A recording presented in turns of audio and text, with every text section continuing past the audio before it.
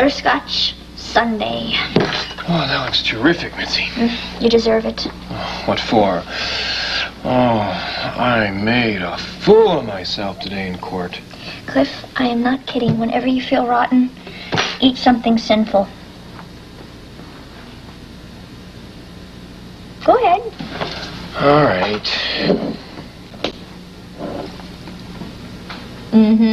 Hey, that's pretty good. Yeah.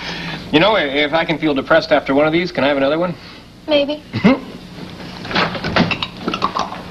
Now here is a happy person. No butterscotch sundae for you. Hi. Have you guys seen this? What is it?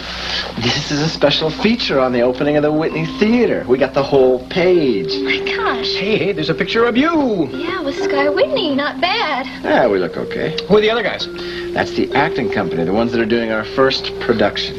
Oh, they're really good, too. Well, how do you know? Well, I just know, that's all. I mean, Jim wouldn't hire a bunch of duds, would he? You don't have to cover, Mitzi. I saw you at the rehearsal this morning. Well, you know, I just thought I'd stop by, see what was going on. Well, you're welcome to come anytime. You too, Cliff. You know, there's just one thing I don't understand. I mean, I've never heard of any of these guys. I thought they would all be famous names. Well, who'd you expect? Movie stars? These guys are just as talented as any movie star. Well, I don't know. I just thought it would be kind of neat if you had one famous name. Well, if we need a big celebrity, we could go over to Valerie's. She's got one over there now. Now? A big celebrity? Yeah. She called me this morning and said she was putting the studio off limits while she was shooting some big celebrity, some hush-hush portrait. Well, did she tell you who it is? No, I don't think she even knows herself. Well, that really is a hush-hush portrait. Boy, I'd love to see who she's got in that studio. Why can't I make you understand that the man that was in those bandages I didn't know was Jeff Brown? Ridiculous. You knew Brown at San Moritz. You were friends, lovers. That's not true. I dated Skylar Whitney in San Moritz. Look, we're not concerned about your love life, Miss Bryson, but our information says that you were acquainted with Brown prior to his arrival at your father's clinic. Well, I only knew him slightly. You knew him well enough to guide him to your father's clinic for the surgery. And you met him there later on when he was using an assumed name. I did no such thing.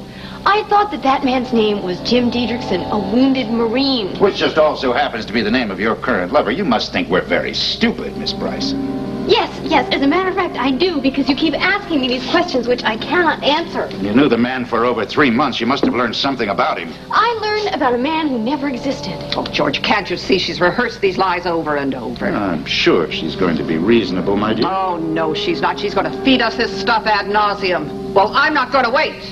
Look, Miss Bryson, why don't you sit down? Perhaps if I explain things a little bit more fully, it would help. Please. All right, fine. I'd appreciate that. You know, you really wouldn't be hurting your country if you told us the truth. You see, this is a matter of such vital interest to the security of America that the chief executive has gone outside regular channels and formed a task force outside all regular agencies. Fine. I know you find that hard to believe. But believe me when I tell you that the phone book is the single most sensitive document in existence, and unless we find it... Well, I found something. It's in the darkroom. It's acid. It might be interesting to see what would happen to that pretty face if you developed it a little. No! George! Get her, George! Get her!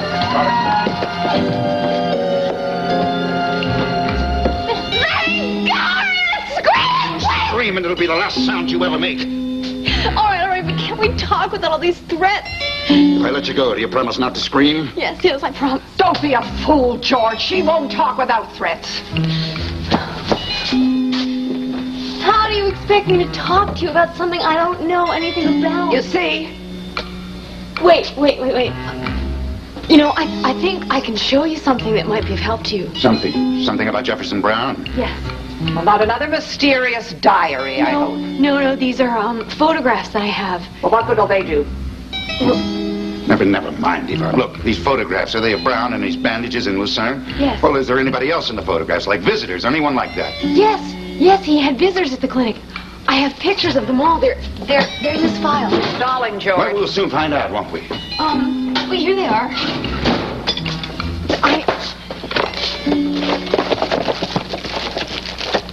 These are just negatives. Yeah, but I could print them up in no time. You do it now, and do it quickly. Go with her, George, you idiot! She's lying! Miss Bryson! Miss Bryson, I don't want to get ugly with you, but I will if I have to. You open this door.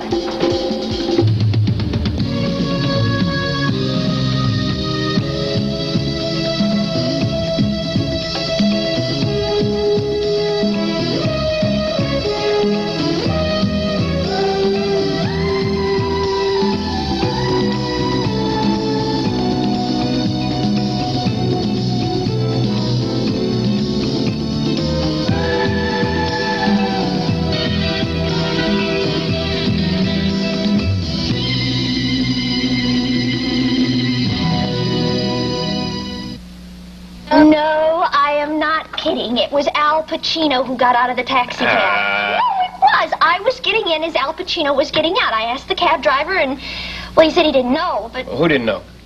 The cab driver. Well, there's a great reason to go to New York. I mean, imagine getting in a cab and having an Al Pacino. Okay, hot stuff. Listen to this. All right, I'm buying an ice cream cone, right? I turn around, and guess who's standing right behind me? Mick Jagger. Mick Jagger, Yeah, really? yeah. Whoa! Gets his own ice cream, huh? What a guy. Oh, no, I'm not sure it was Mick Jagger. Well, what kind of ice cream did he order? Rocky Road. Well, then it couldn't have been Mick Jagger. Mick Jagger wouldn't order Rocky Road. He'd get, strawberry chiffon. Mitzi, I thought you were stage-struck, not star-struck. Oh, well, I guess I'm a little bit of both. I mean, ever since I was a little girl, I had dreams of coming face to face with a really big star, you know? Well, you will. Probably in your bathroom mirror. Well, somehow I doubt that. I think I better just give up on that dream. Okay, if you guys will excuse me, I am gonna go change. Oh, wait, hey, don't change. Stay the way you are. Yeah. She's really taking this thing hard, isn't she? Yeah. Jim, I was depending on you to get her a part in this play. Cliff, there's nothing. I promise you, there's nothing. Can't you put in a scene about a restaurant or something? There's no restaurants in this one. Well, what about a street scene? She'd make a great flower seller. Look, there's only one set, and it's a dining room. Well, that's it. A maid. No, really, there doesn't have to be any lines. It could be that old dinner is served routine. This is a middle-class family in England. There's no maid. Doesn't look good, huh? I've got to do what's best for the play. You understand? Yeah, sure. I understand. Guess we should be thankful that we got a theater, huh? And we do. Boy, just Sky Whitney never thought we could get it together in less than a year. He must have been really surprised. Yeah, I guess so. I don't think he likes it much either. Yeah? You know what that guy had the gall to ask me? What? If I'd stop seeing Val. He asked you that? Yeah, it was more like a threat than a request. Wait a minute, a threat? What did he threaten you with? Guess. The theater. He said he'd take the theater away? Well, he kind of backed down after I laughed in his face, but there's no telling what that guy's got up his sleeve.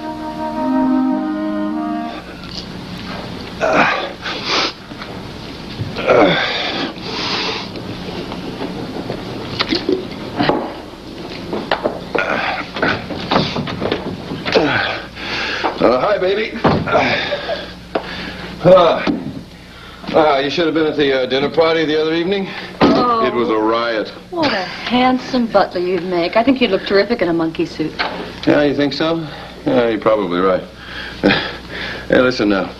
They can't blame me for what went wrong, though. Mr. Whitney asked me to serve dinner. I told him I was no good at playing the butler, but he said everything would be just fine. Only it wasn't, was it? Well, it wasn't a total disaster. Wilhelmina didn't have anything ready for dinner, and when she did, I took my own sweet time about taking it to the table. You have really some nerve. I mean, wasn't Mr. Whitney angry with you? What, are you kidding? I blamed it on Wilhelmina. Only, I could not blame the pouring of the soup down Valerie Bryson's, you-know-what. You did what? Well, it was just a little accident, if you know what I mean, huh? You are fabulous. What made you do that? You know, I could swear that Sky Whitney was just about to propose to that little blonde. Are you cutie. kidding? It's gone that far? Well, it sounded like that to me. That's the reason why I thought it was time for a little drastic action, you know? You can't follow him around with a bowl of soup. Yeah, you're right. They'll start thinking it's a little peculiar, right? Oh, what a horrible thought. That woman, mistress of this house. Hey, listen. Having any woman a boss around this house is a horrible thought. Hey, listen, don't give me that. What about Raven? She's exactly what we need here. Oh, she'd be a miracle here. The first thing she'd do, she'd fire Spencer. You're dreaming, honey. Spencer is no longer a house servant. He's a money man, you know. Well, she'd still insist that Mr. Whitney fire him, and he would. And you know you'd love that. No, stop kidding yourself, baby. No, if Mr. Whitney wants to marry that little simp, Valerie Bryson, there's nothing that you and I can do about it. Oh, no? Hey. Oh, yeah.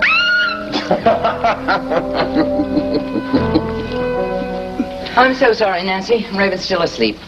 Well, I'm not surprised. She must be exhausted. Yes, she is.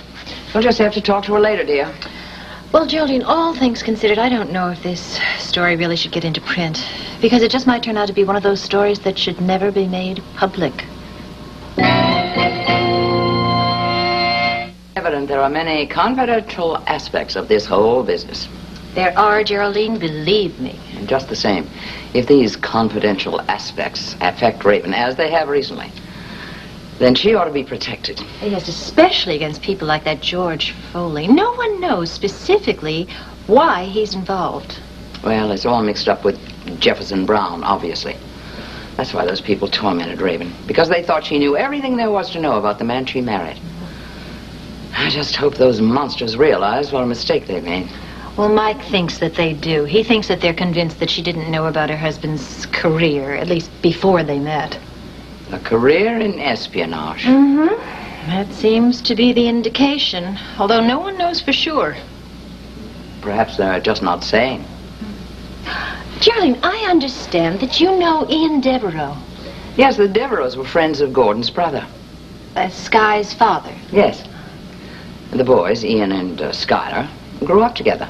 Or at least they spent a good deal of their young lives together. Ah, where was that?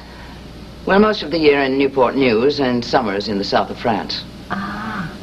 I understand that there was something of a reunion recently. Yes. It was rather touching, too. Although I don't think Raven thought so.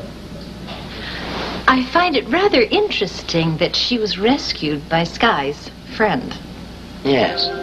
And I find it rather interesting that Ian Devereaux telephoned Raven 1, 2, 3 times. There's not much question about it. Judging from George Foley's interest in that diary, the man he's tracking is Jefferson Brown. Question is, what legacy did Brown leave behind? Left behind a widow, for one thing. Yes, and she almost lost her own life thanks to Foley's interest in her late husband. Well, if Foley is an espionage agent, the chances are that Jefferson Brown was too. That bothers you, doesn't it, David? It bothers me, and you know why. Because of the Fowler-Wilcox case? Why did I give Brown that clearance? Why?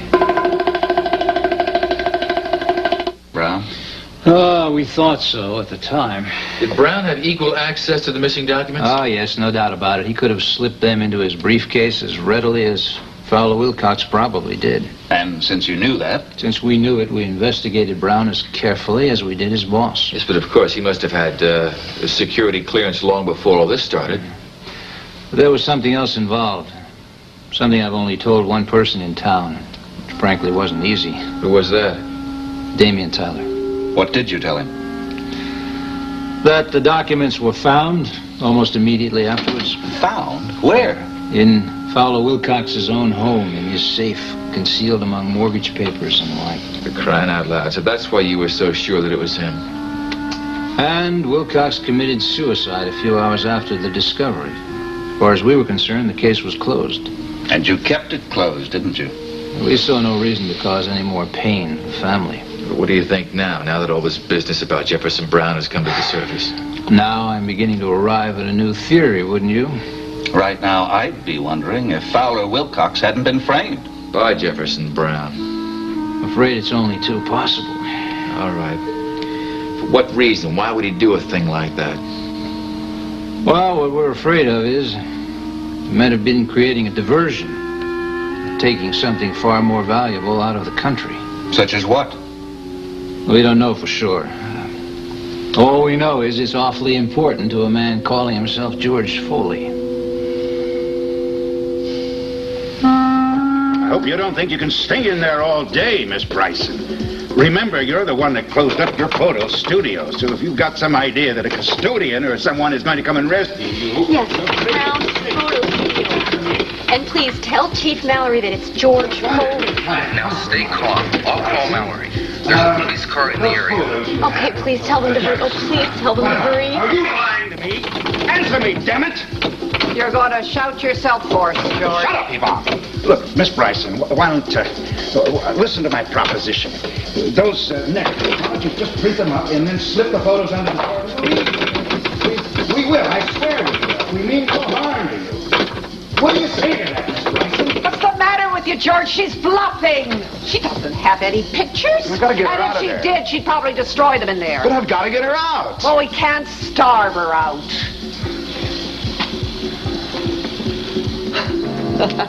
Why don't we burn her out? Great idea.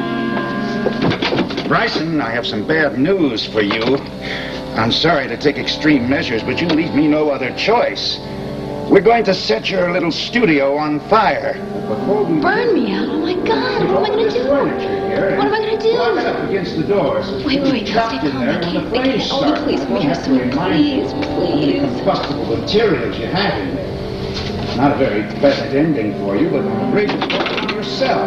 Please, don't. Are you willing to listen to reason? Yes. Yes, wait. I'll come out. Tell her to come out now. I want you to come out now, Miss Bryson.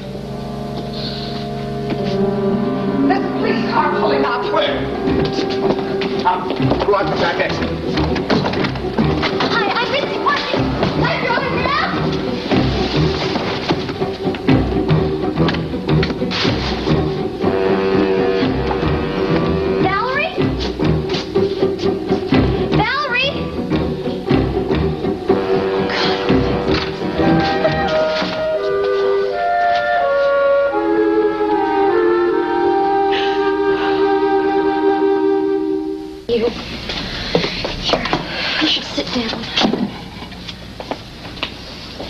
Oh, God, Mitzi. I've never been so happy to see anybody in my whole life. I can't believe it. I came here thinking I was going to find somebody famous like Mick Jagger, and I walk in and there's this whole thing going on. Valerie, are you all right? Yes, I'm okay. I'll probably have a nervous breakdown before morning, but otherwise... Valerie, what happened? Where'd they go? Did you see? Well, they just ran out. I'm surprised you Just didn't... now? Ed, get downstairs. Valerie, do you know what they were after? Did they tell you what they wanted? Well, it had something to do with Jeff Brown at my father's clinic in Switzerland and that whole thing. Mike, young ladies. Oh, Mitzi, I didn't mean to cause any trouble. I just came down here because I thought there would be a big celebrity and I wanted to get his autograph. Mitzi, would you mind leaving us, please? No, I think it might be a good idea. Valerie, I'll see you. Thanks, I think we may have to call you a bit later. Or at least the rest of Valerie. What did they say? You sure this was George Foley? Yes, I'm sure it was him. And there was a woman with him. Was her name Yvonne? That's what he called her. God, Mike, she was awful. And they kept insisting that I was Jeff Brown's accomplice and that I knew about some document that he had. What do you say about the document, boy? But you know what I did? I told them that I had some pictures of Jeff with visitors in the clinic. You know, but I didn't have any. They were just shots in the sun. Hey, take it easy. Try to stay calm. Now, look, just answer our questions as simply as you can, okay? Okay. Do you have any idea what they were after? Did they describe it? It was something that Jeff Brown had. And then Foley said that he'd changed his face because of it. And then he mentioned something about a phone book. A phone book? Good God. What is it, David? The one thing we feared the most. We're in big trouble.